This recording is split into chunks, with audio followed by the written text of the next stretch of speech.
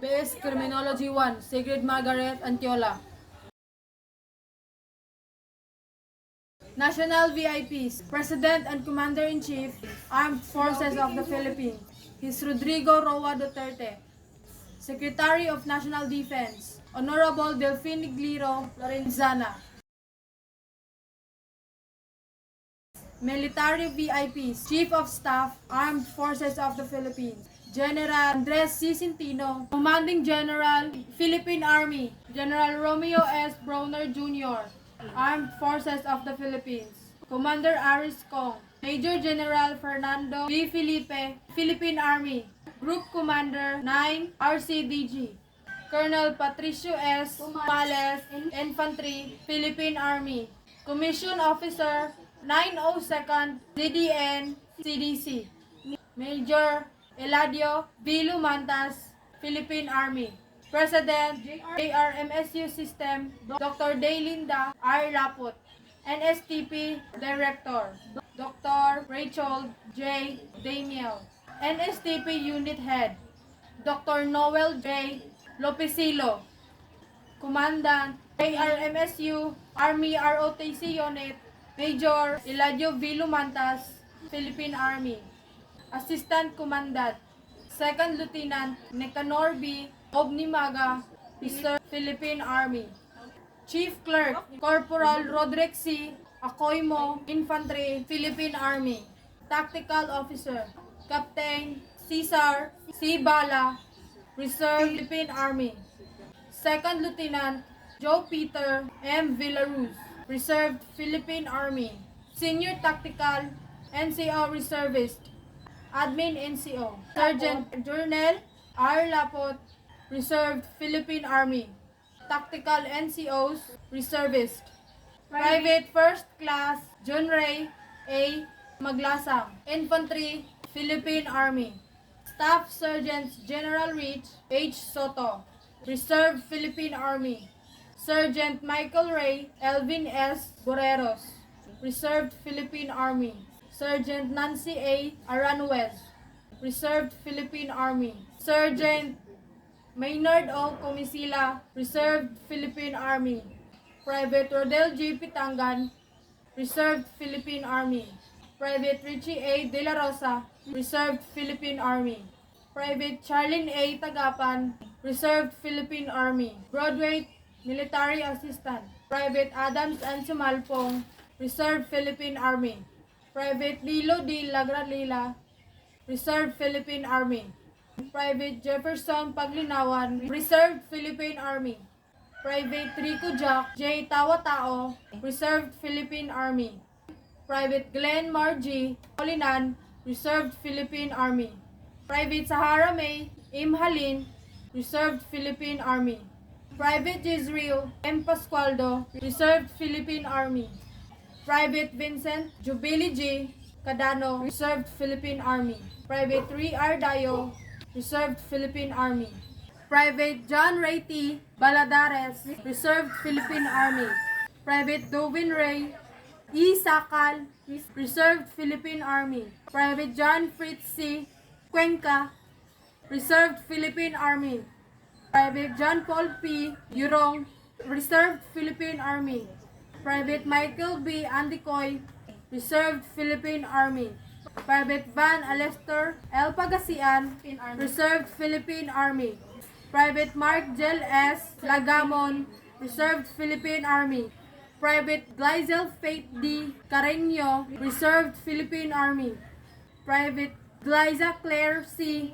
Canoog, Reserved Philippine Army, Private Jezaline Ilupre, Reserved Philippine Army, Private Mabel B. Singkay, Reserved Philippine Army, BDE Corps Commander, Cadet Colonel J.T. Monte de Ramos, ROTC First Class, XEO Disciplinary Office, Cadet Lieutenant Colonel Roderick L. Cadorna, ROTC First Class, Brigade S1 Adjutant Officer, Cadet Lieutenant Colonel Blas Timan Lupig, ROTC First Class, Brigade S2 or Intelligence Officer, Cadet Lieutenant Colonel V. Bailon, ROTC First Class, Brigade S3 or Operation Officer, Cadet Lieutenant Colonel Romel P. Samson, ROTC First Class, Brigade S4 or Logistic Officer, Cadet Lieutenant Colonel Sheila May P. Azares, ROTC First Class, Brigade S7 or Liaison Officer, Cadet Lieutenant Colonel Jamaica S. Lagudas,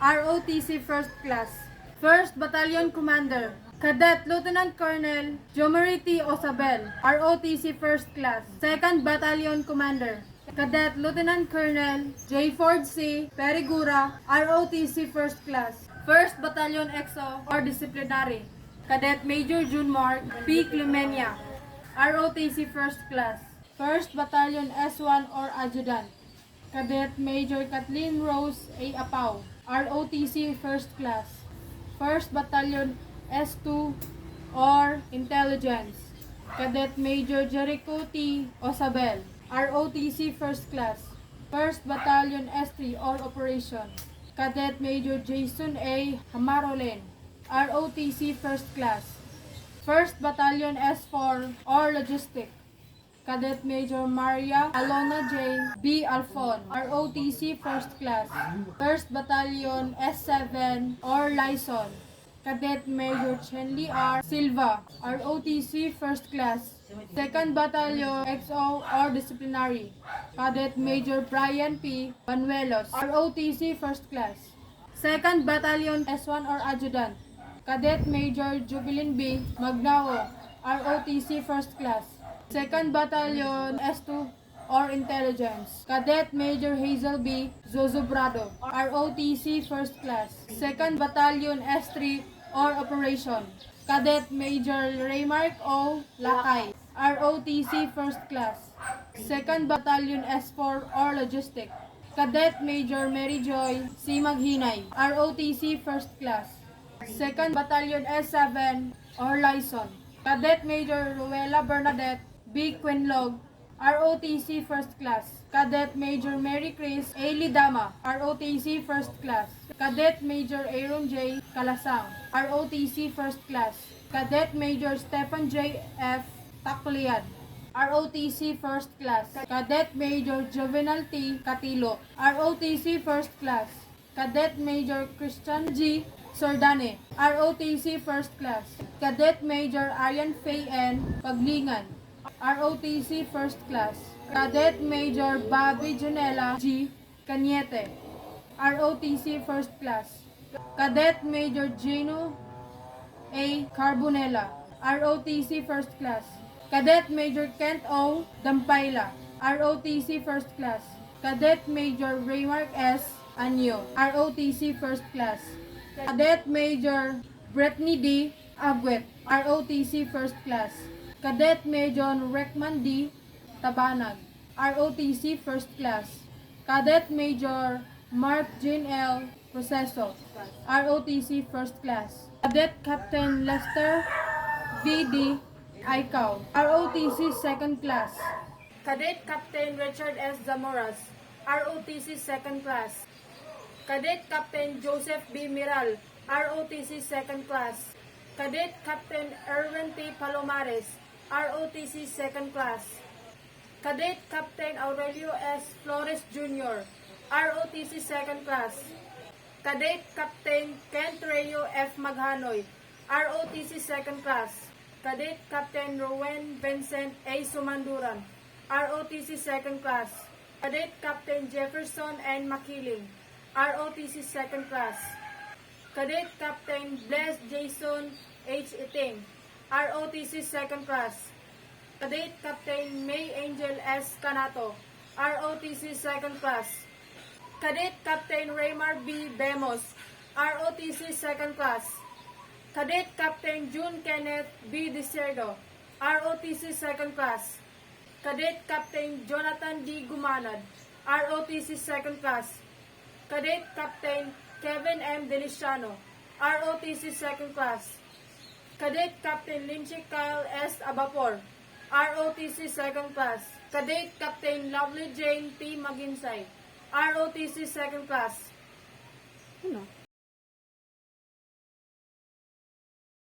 Military professionalism. Men who adopt the profession of arms submit their own free will to the law of perpetual constraints. Of their own accord, they reject the right to live where they choose, to say what they think, to dress as they like. From the moment they become soldiers, it needs but an order to settle them in this place, to move them to that, to separate them from their family and dislocate their normal lives. In the world of command, they must rise, march, run, endure bad weather, and go out without sleep or food, be isolated in some distant post, work until they drop. They have ceased to be the master of their own fate. If they drop in their tracks, their ashes should be scattered in the four winds. That is all part and parcel of the job. Pledge of loyalty. If you work for a man, in heaven's name, work for him. Speak well of him and stand by the institution that you represent. Remember, an ounce of loyalty is worth a pound of cleverness. If you must grow, condemn, and eternally find fault, why not resign your position? And when you are in the outside, damn to your heart's content. But as long as you are part in this institution, do not condemn it. If you do, the first high wind that comes along will blow you away, and probably you'll never know why.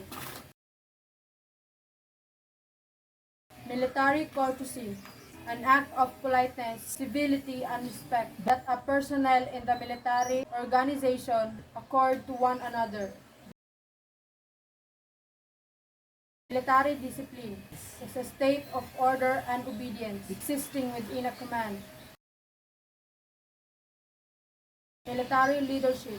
It is the process of influencing men in such a manner as to accomplish the mission.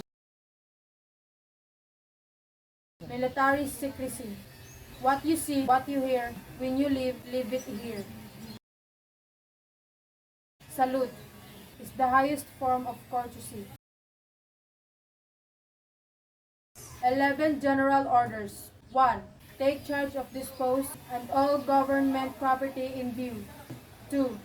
To walk my post in a military manner, keeping always in alert and observing everything that takes place within sight and hearing. 3. To report all violation of orders I am instructed to enforce. 4. To repeat all calls from posts more distant from the guardhouse than my own. 5. To quit my post only when properly relieved. 6. To receive, obey, and pass on the sentinels who relieves me all orders from the commanding officer, officer of the day, and non-commissioned officer of the guard only. 7. To talk to no one except in the line of duty. 8. To give the alarm in case of fire or disorder. 9. To call the commander of the guard in any case not covered by instruction. 10. To salute all officers, colors, and standards not case. 11. To be especially watchful at night and during the time of challenge or person on or near my post, and to allow no one to pass without proper authority.